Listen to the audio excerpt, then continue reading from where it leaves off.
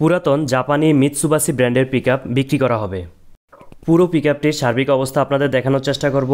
কত সালের model, registration কততে হয়েছে, রেজিস্ট্রেশনে কত টনের পিকআপ এটি, ওনারশিপ পরিবর্তন সংক্রান্ত বিষয় এবং এটি কি তেলে চলে নাকি গ্যাসে, সামগ্রিক বিষয়ে আপনাদের সামনে উপস্থাপন করার চেষ্টা করব। যাদের এই ধরনের পিকআপ প্রয়োজন তারা এই ভিডিওটি কন্টিনিউ করতে পারেন এবং ভিডিওটি বেশি বেশি শেয়ার করে রাখতে পারেন। অনেকেই কিন্তু এই ধরনের পিকআপ খুঁজে তথ্য না পাওয়ার কারণে পারফেক্ট পিকআপটি ক্রয় করতে পারে না।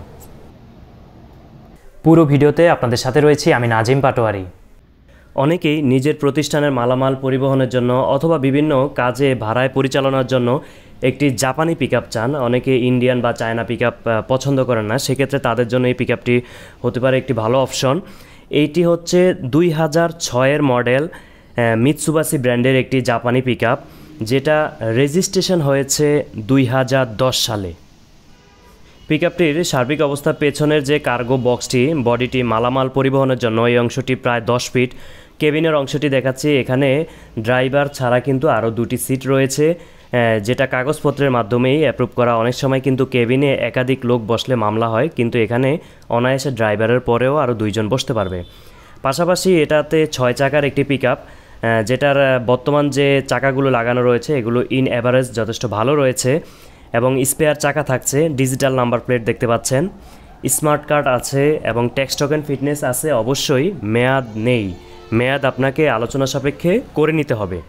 মেয়াদ আপনি চাইলে নিজেও করে নিতে পারবেন বিআরটি এর মাধ্যমে, যেহেতু নাম্বারটি দেখানো হয়েছে আপনি এটা বিআরটি এর মাধ্যমে যাচাই করে নিতে পারেন।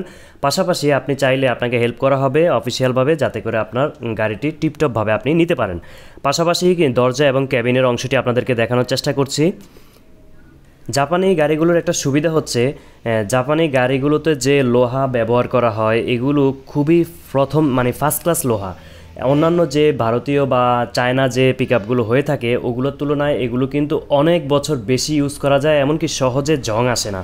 এই যে এটা 2006-এর মডেল, 10-এ রেজিস্ট্রেশন, এই গাড়িটা যদি আপনি দেখেন লোহার লঙ্কর বা লোহার যে বডিটা সেটা খুবই ভালো কন্ডিশনে রয়েছে। চাকার অবস্থাগুলো আপনাদেরকে দেখাচ্ছি, চাকা ডাবল চাকা রয়েছে এবং রিমের অবস্থাও যথেষ্ট ভালো রয়েছে। আর সার্বিক অবস্থা তো আপনারা দেখতে পাচ্ছেন। গাড়িটি কিন্তু নতুন অবস্থায় তেলে ছিল, এখন বর্তমানে কিন্তু এটি গ্যাসে পরিচালনা করতে পারবেন আপনি। সেক্ষেত্রে আপনার অবশ্যই ভালো ইকোনমিতে ব্যবহার করতে পারবেন, মানে আপনার জ্বালানি খরচটা অনেক কমে গেল আর কি গ্যাসের কারণে। কাগজপত্রে এই গাড়িটি কিন্তু 1.5 টন রেজিস্ট্রেশন, যদিও লোড ক্যাপাসিটি আরও অনেক বেশি নিতে পারে। পাশাপাশি এটি গ্যাস করা রয়েছে এবং রেজিস্ট্রেশন হচ্ছে মিরপুর বিআরটিএ থেকে, ঢাকা মিরপুর বিআরটিএ থেকে। সেসিসের অংশটি আপনাদেরকে দেখাচ্ছি, সার্বিক অবস্থা যথেষ্ট ভালো রয়েছে। এমনকি যখন পেছন থেকে ডিফেন্সাল সহ অন্যান্য অংশটিও আপনাদেরকে দেখানোর চেষ্টা করছি। যেহেতু রাতের বেলা ভিডিওটি ধারণ করা হয়েছে তাই কিছুটা অস্পষ্ট লাগতে পারে, এজন্য আন্তরিকভাবে দুঃখ প্রকাশ করছি। আর এই পিকআপটির সিসি হচ্ছে, ইঞ্জিনের সিসি হচ্ছে 1998 সিসি।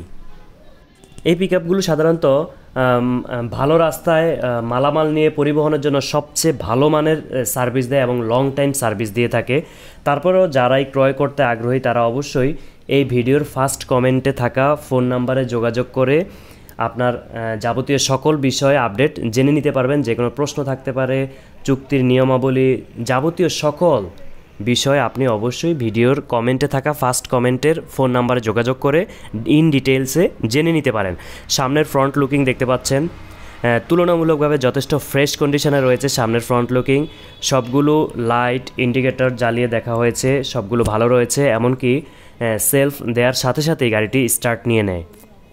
এবার আসা যাক গাড়িটির মূল্য। গাড়িটির মূল্য চাওয়া হচ্ছে 5,50,000 টাকা। অবশ্যই কমেন্টে থাকা ফোন নাম্বারে যোগাযোগ করে আপনি এই বিষয়ে আলোচনা করে আপনারা একটা সিদ্ধান্তে উপনীত হওয়ার সুযোগ রয়েছে।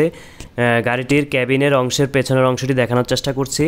আলোচনা সাপেক্ষে অবশ্যই আপনাকে কিছু স্যাক্রিফাইস করার ব্যবস্থা রয়েছে, সেটা যোগাযোগের মাধ্যমে গাড়ি দেখে বুঝে তারপর আপনি নিলেই বিস্তারিত আপনি জেনে যাবেন। এর বাইরেও কোনো তথ্য আপনার জানার থাকলে স্পেসিফিক অবশ্যই কমেন্টে প্রশ্ন করতে পারেন, আমরা রিপ্লাই দেওয়ার চেষ্টা করব। গাড়িটির ফ্রন্ট সাইড লুকিংটি আবারও আপনাদেরকে ভালোভাবে দেখানোর চেষ্টা করছি। কেবিনটি যথেষ্ট উঁচু এবং প্রশস্ত হওয়াতে অনেক আরামদায়ক এবং লাইটিং সিস্টেমটা আপনাদেরকে ভালোভাবে দেখানোর চেষ্টা করছি। সবগুলো লাইটই অ্যাক্টিভ রয়েছে সামনে এবং পেছনের। সার্বিক অবস্থা, চেসিসের সার্বিক অবস্থা যথেষ্ট ভালো কন্ডিশন রয়েছে। তারপরেও যে ক্রয় করবেন যিনি, অবশ্যই আপনি সরাসরি এসে দেখে জেনে বুঝে আপনি ক্রয় করার আহ্বান রইল। চেষ্টা করেছি পুরো গাড়িটির চারদিক ঘুরিয়ে দেখানোর জন্য। এবার আপনাদেরকে ইঞ্জিনের সাউন্ড শোনানোর চেষ্টা করব, সার্বিক অবস্থাটি কেমন যেতটুকু সম্ভব বোঝা যায়।